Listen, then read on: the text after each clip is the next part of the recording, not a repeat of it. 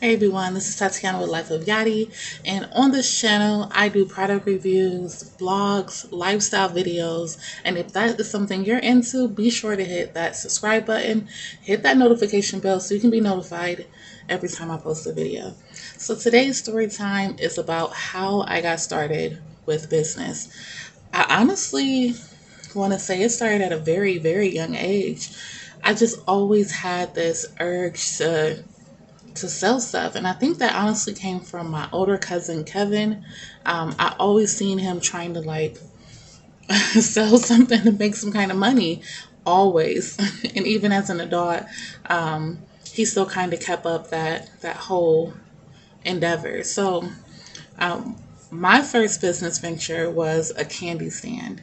When I was younger, that's a whole different story time. But when I was younger, I had bought this little, it was like a money holder, or where you put, it was like a one of the portable money boxes, and basically you put your money in it and you lock it with a key. I had got one from a garage sale, and my mom let me get it. It was only like a dollar or two, and then from there I started selling things to the like neighborhood kids. I was selling all kind of candy. I had so much candy, and I wasn't even, as a kid, I think I was like 8 or 9. You think you just eat all the candy? That wasn't something that I was interested in. I wanted to sell the candy, and then from there, I just kind of became addicted. From the first dollar I made, it was just like this feeling. It gave me this real good feeling. It made me feel like if I could sell stuff, I would be okay. Like, excuse me, I knew I would be perfectly fine. So, that was my first little mini business. As I grew up, I kind of just stopped doing it. As a kid, your attention span is super short. So I did that maybe for like a month, and then I just kind of stopped and focused on school, as every kid does. So when I got back into it, I had my daughter, and I was having a hard time losing weight, and I started, I started hearing about this tea called ISO, or ISO. Y'all don't have me.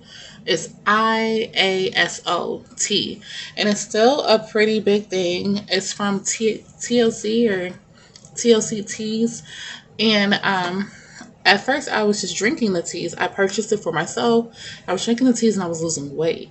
And I mean, the pounds was coming off. Although I feel like it was just like shit. I was shitting a lot.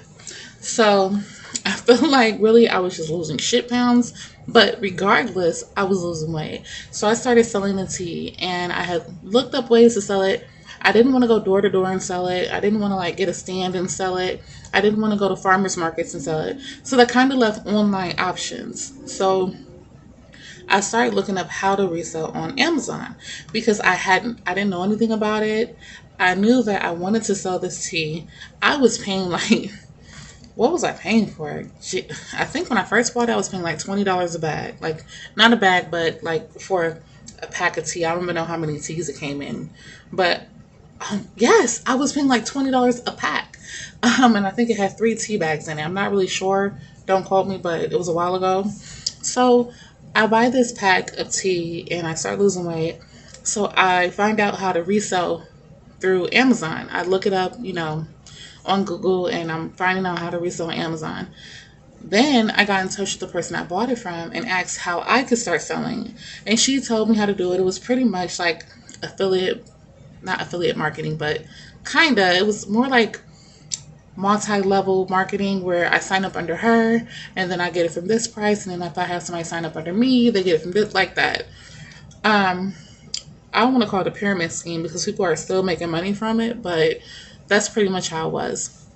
So I started purchasing the tea at like $10 a bag, whereas I was purchasing it as a retailer, like retail prices for $20 a bag. So on Amazon though, these teas were selling for like $30 a bag. So, or a packet, I should say, not a bag, a packet. So I started selling. I listed it on Amazon. I didn't even take any pictures. I was doing fulfillment by merchant on Amazon, and y'all, the orders just started rolling in. And before I knew it, I was making like $600 or $800 a month just from selling tea alone. And I'm like, there has to be a way. Listen, when I find something that works, I stick with it. So I go back to the person I got it from and I buy her out. I buy all her tea, right? And I bought it at the $10 price now because I'm signed up under her. But then she sold out. So then I go to our local office because we had a local office here. They're sold out. So now I have to place an order through the company directly, which was perfectly fine. And I ended up getting it at an even lower price. I think it was like $7.99. So I got it for $7.99, but I had to wait like 2 weeks for shipping. Mind you, I already have all this stuff listed on Amazon. So now I need to figure out what else can I sell on Amazon. And I started diving into reselling. And I dive deep, y'all. I do all my research on it. I learn about retail arbitrage, wholesaling, drop shipping, what do they call it? I don't want to call it drop shipping, but pretty much, well, kind of like drop shipping, yeah. So, pretty much, I'd heard of another method where people were just listing things for sale on Amazon, but they were going in the store and picking it up versus drop shipping. So we still sent it ourselves, merchant fulfillment, but we didn't have any inventory on us, and we only purchased it when the item sold. The problem with that is if you had an item listed on Amazon that sold, and then you couldn't find it locally in the store, now you're SOL. So I went through different methods. I was trying to figure out the perfect way to run my Amazon business. Once I got my order of teas in, I shipped all of that out. But now everyone's dry. Like, dry. The local office, I'm dry. Everybody's dry. I'm getting phone calls. At this point, I have a whole little page setup, which at the time was called Queen Curves, which is Life of Gotti now. Queen Curves, where I'm doing exercise routines and I'm selling teas, and I got people reaching out to me wanting coaching, and all this other stuff is happening, right? And it was just booming. It was booming. But my focus shifted from the teas to reselling in general because now I'm interested in reselling. eBay was never a big thing for me back then because it was all Amazon. I liked the fact I didn't have to take any pictures.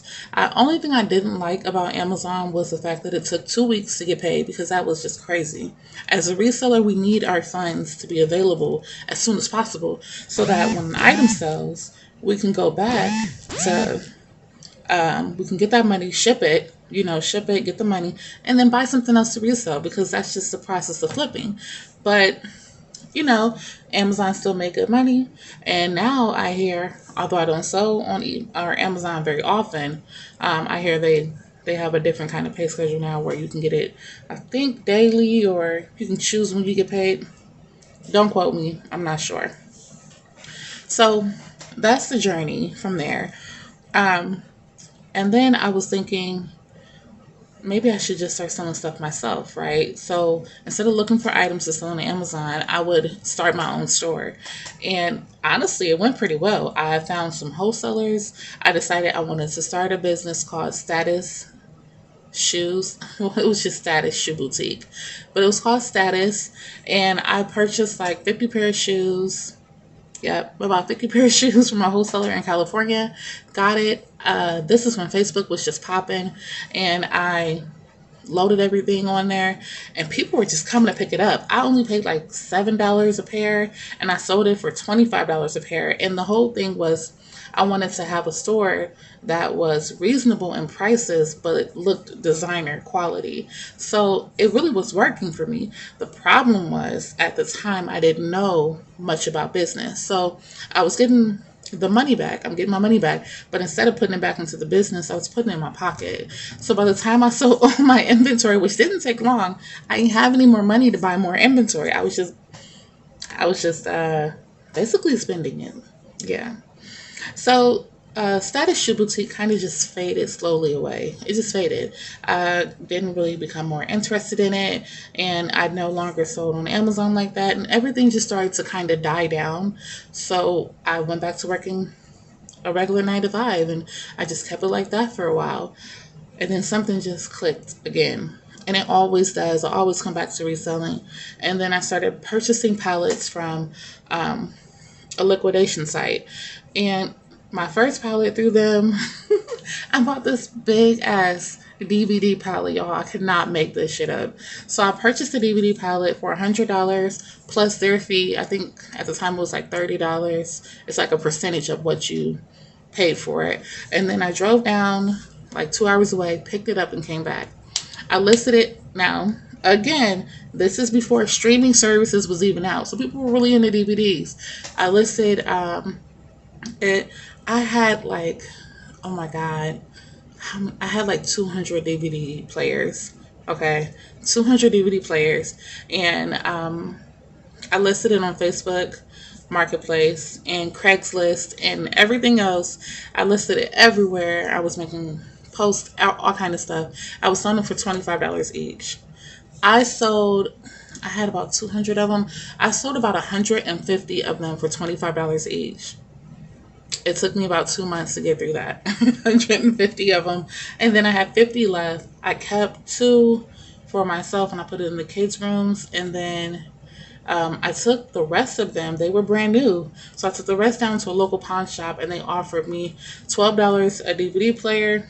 Hey, I was cool with it. I only spent $130 on it plus the gas, so maybe like $150, and I already sold 150 of them at $25 a piece. So I had got my money back 10 times over. I was cool. I was like, okay, cool. So they got all the inventory out of my place, and then I bought my next pallet, which was a pallet of microwaves. Yeah, I bought a pallet of microwaves. No, two pallets of microwaves, and I got them for $50. It was about 12 microwaves on each pallet, and I sold them. I sold them for like $50 a microwave, and I was just like on this selling spree, and I did it for months and months and months, and it just worked out for me. You know, I always have the fizzle where I'm just like, oh, I don't know really where I am mentally with it. It just kind of fades out, and then I'm just right back at it. So that brings us to present day, right? I've sold and bought pallets. I've sold pretty much everything, and I've shipped the craziest things. So my journey with reselling always came from the heart. Even as a little kid, I've always loved it, always enjoyed it. But it started with me being 8 or 9 years old, selling candy to the neighborhood kids, because when I was younger, we weren't allowed to be inside. And yeah, that's how it started. So I hope you enjoyed this video. Um, if you enjoyed it, please give this video a thumbs up. If you're new to this channel, please subscribe. If you enjoyed it, if you're here to the end, you must have. And you can always support my channel by buying me a coffee at buyacoffee.com/lifeofyadi. I would really appreciate it. As always, you guys, thanks for watching, and I will see you guys next Friday with another story time.